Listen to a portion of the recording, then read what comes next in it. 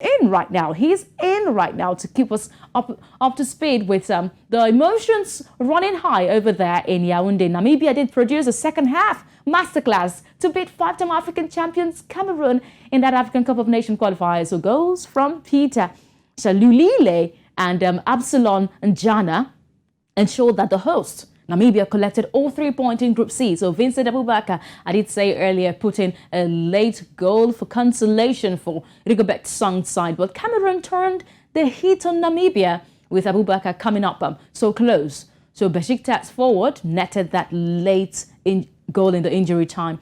But that will not save Namibia because the Group C is now open. But we've got Valentine Bamboth joining us all the way from Yaoundé to keep us abreast with the emotions running high right now. So Valentine, thank you so much for joining us on the show.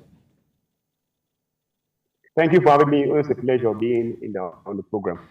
Pleasure to have you too. But the Brave Warriors are a bone of contention right now. They're paying right now for all Cameroonians. They're battling out against Indomitable Lions of Cameroon in the second leg of that 2023 African Cup of Nations qualifiers.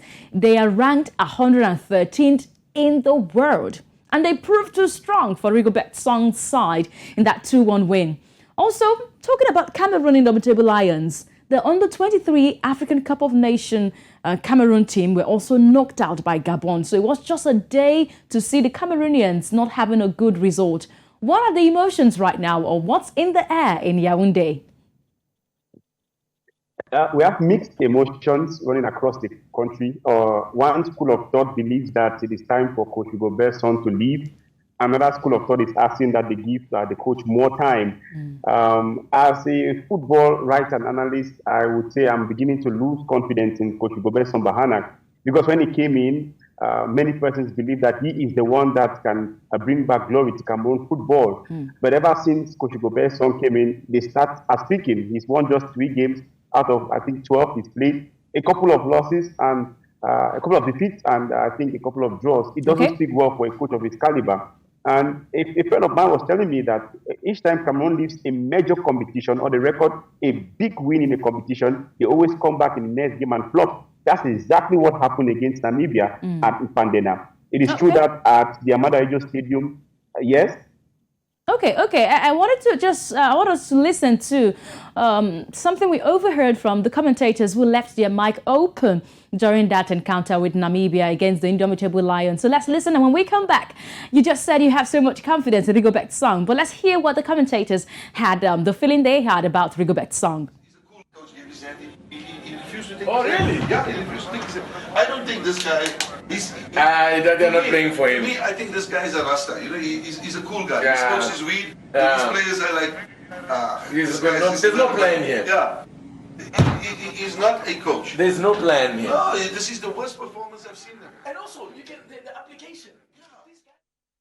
So Valentine Bamboth, you have to help me here. We heard a lot from those commentators, open mic there. I'm very sure that they never thought the mic would be open for them to be heard so loudly. They made some assertions saying he's not a coach, he has no plan, and he's a Rasta. I did hear all that, and that was heard publicly by those who watched that match there. So you did say a lot are calling for the head of Rigobert Song, but he has won only one game. That's the game against Brazil in the FIFA World Cup in Qatar. For the Indomitable Lions, do you think it's time for Samuel Eto'o to have a rethink about his best friend? Well, like I did at the start of the program, I had confidence in Coach Rigobert Song. But after watching a couple of his games, I can tell certainly that, like the commentators were talking, they don't know that Macron on. He doesn't have a game plan. If you look at the way he developed the game on the pitch, the way the players play, it tells you that they are just playing. You don't see a clear cut-out strategy like when Morocco is playing and the praise are going to the coach, like when Senegal are playing and the praise is going to Aliou Cisse. Coach Rigobert Song cannot tell us that he can go into a game where he is ranked favorite to win at home, and you cannot pick up a win. You're coming from behind to equalize. And in the return leg where he promised fans of the Indomitable Lions a revenge over Namibia, Cameroon will get a game from behind to score against Namibia. It's unacceptable for fans of the Indomitable Lions of Cameroon. Okay, would you say that the absence of Andre Onana and Chippa Mateen caused that vacuum in the team? Yes, it did. You could notice in the first game that there was this lack of confidence up front. It is true that we got a goal to equalize, but the absence of Abubakar, the absence of Choupo-Moting up front did not inspire that goal scoring. But the issue is, in 6 years from now, Abubakar will no longer be there, Choupo-Moting will no longer be there. Moting turned 34 a few days back. These players will not be there forever. So it is time for the other young players in the squad to step up to the occasion. So Abubakar was present in the game against Namibia out there in South Africa. You could see he went on to get a goal. But I am saying that it is high time that Coach Gobert Song brings up yet another Abubakar or another Choupo-Moting that can score the goals for the Indomitable Lions. Okay, all right. Now the Group C is open as Namibia did get that win against Cameroon. So there are 2 Lions on the African scene, and that should be the Teranga Lions and Indomitable Lions. But should we say we have only 1 Lion right now dominating the African scene? Thank you so much for joining us on the show.